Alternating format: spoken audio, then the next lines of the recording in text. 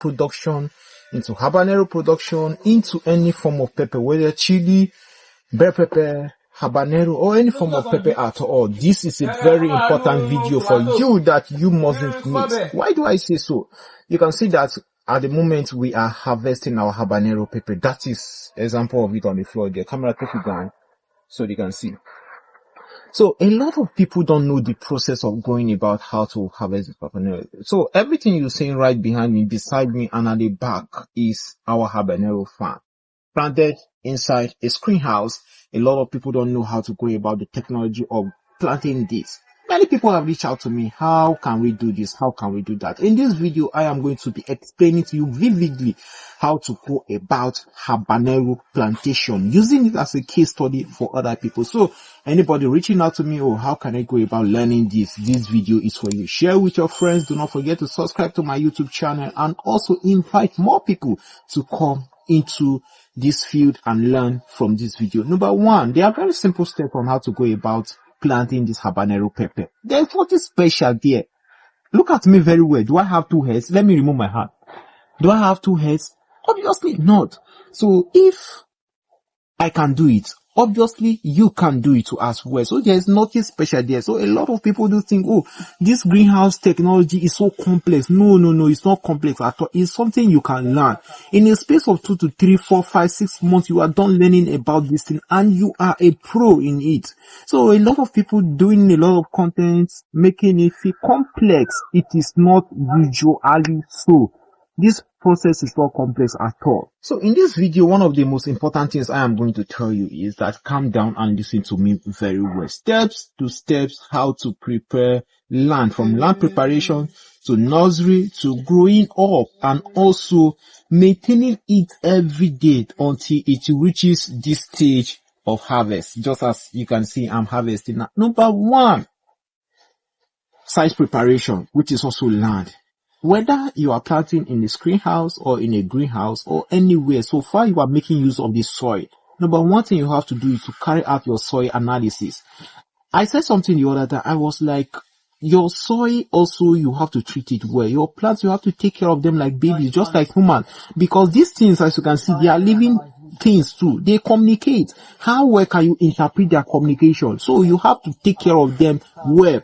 Number one thing you have to do is the land preparation. How then do you prepare your land, your soil? How do you go about the test? You have to do soil test. For what? For the available nutrients, for the soil pH, and also some other bacteria that are in the soil. We have nematodes, we have other bacteria. You have to carry out all these tests, because all these living things, they thrive under certain level of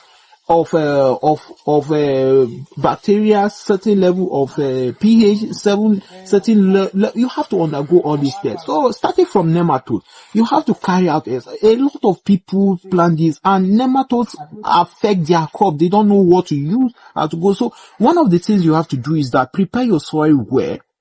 How do you do that? Treat it against nematode.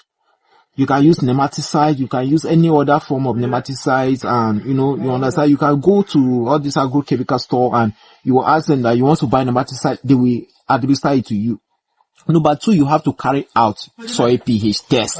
Very, very important. Just assume that, oh, this soil is good for this is good for that. It might not be good for your crop, most especially your pepper.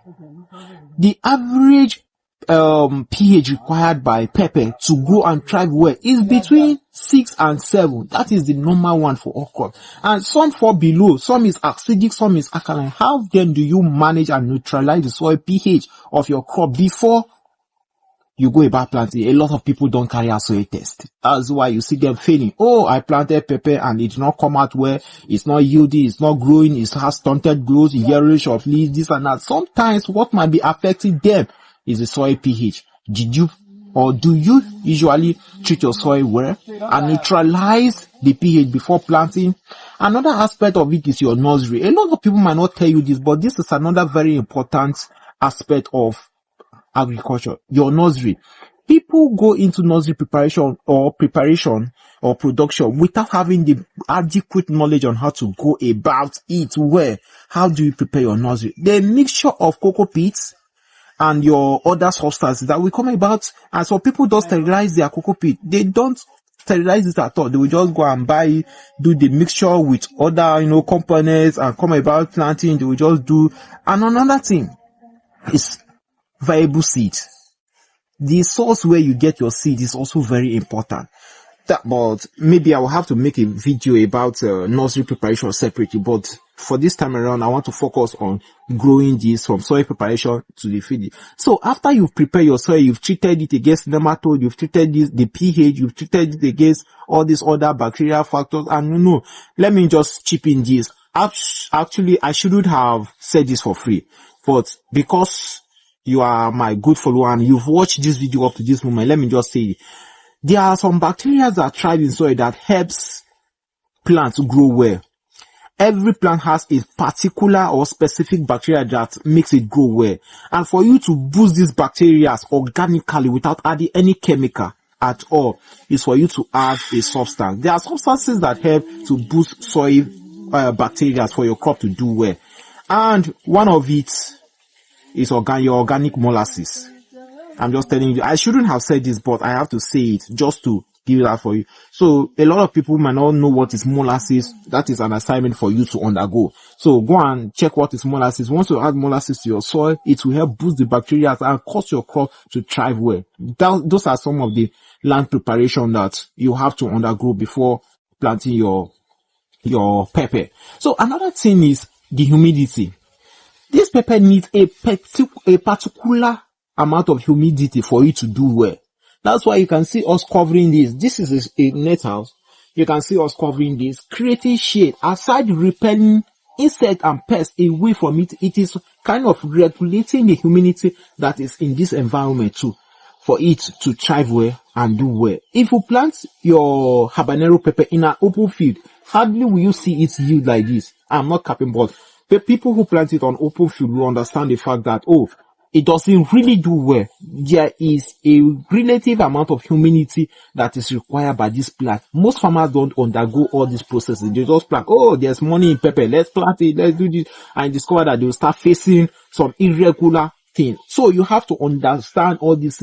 Take a deep study about it. I said something the other time, and I'm still going to repeat it again. Habanero pepper, not just habanero pepper, but every plant, you have to treat it like human beings. Take absolute care for them. If not, they will end up giving you the output on how you treat them. So you have to treat them like humans. Take absolute care. Take good care of them. Then they will give you output. Check their soil pH, the relative humidity, the water content, the nutrient availability in the soil is another thing. Some people will just go and take or plant on soil that they've been using for a long time. The nutrient availability will be deficient. Nitrogen will be deficient, phosphorus will be deficient, potassium will be deficient, micronutrients will be deficient, all these things, and they will not know, they will not carry out soil manure tests. They will just plant it like that and discover that they will be having a lot of irregularities, not knowing that it might be as a result of this. For me, who is a farmer, I understand that, this plant is communicating something to me. It has yellowish of leaf, it has curled leaves, it has stunted growth, the stem are not doing well, the flower is not converted to fruit well. What is the signal that this is trying to send to me? So I know how to interpret it very well.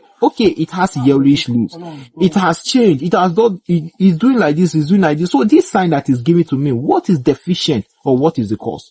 A lot of people might not even know that there are signs that these guys, when they communicate to you, I said something the other time, I was like, if you understand the analysis or the analogy of women, how they use their body's language, our women now, how they use their body language to communicate to us, we men, you will understand plants, because plants don't communicate verbally. They only use signs and body language to communicate. So if you are able to interpret those signs, then absolutely you will relate well with them, and they will also give you their feedback. And let me just chip in. Do you know that your plants love music? Of course they love music. So anytime you are working on them, just put in your music and be enjoying and be cruising along. They will enjoy and love it.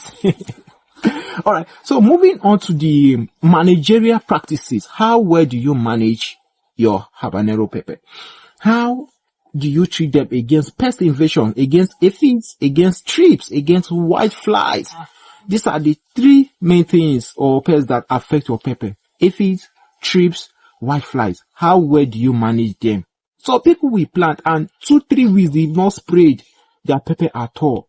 Though there are some people that will come about with argument that, oh, using chemical on your pepper is not good, this and that, this and that. We have organic chemicals that help to repair pepper. One of them is the neem oil gotten from the locally plant. A lot of people call dogoyaro. Dogoyaro is the one we refer to as the neem plant. So there is a way to extract the neem oil and use it as an organic repellent against all these external invaders that reduces or spoil your plant. Another one is your organic sulfur. All these things I'm telling you for free. I shouldn't have been saying it, but I just have to give it out because you are my good followers and my good friends. So I have to show it to you for free. You can use these 2 organic. We have a lot of them, but these are the 2 common ones that most farmers use. Your neem oil and organic sulfur. You can use it at the required quantity per knapsack, maybe 16 or 20 liters. Mix it and use it on your plant. So it will go well. So by so doing, you can be doing that possibly twice per week. Since they are organic substance, they will not affect your plant in any way at all since they are organic. So you can possibly grow your plant from start to finish organically. Trust me, and it will really do well. So the managerial practices, you have to be carrying out scouting at least once in every 2 days. What is scouting? A lot of people are into pepper production and they don't know what is scouting. Scouting is you checking around your farm to detect some possible faults and go about treating them well. If you don't check your farm, in fact, some people should do it every day. If you don't check your farm every day, how then will you know that, oh, in that angle something is wrong, in this angle something is wrong? So you have to carry out scouting practices. And for you to be able to know, you have to detect that. You have to be able to read their body languages. Oh, this is going wrong with this. This is going wrong with this. This is going wrong with this. Then by so doing, you will be able to carry out a very good managerial practices. If you follow all these steps that are shown to you, trust me, everything that you planted, though we who are into this production for a while, there are some things or some experiences that we'll have and we'll be like, wow. So this one's a day. This was a day, but that is just the beauty of it. You will not know everything at once because the world is evolving. Generations are changing. New things are coming. So you cannot say you've known 100% of producing habanero pepper or bell pepper or chili or tomatoes or anything. You really have to be growing every day and improving yourself.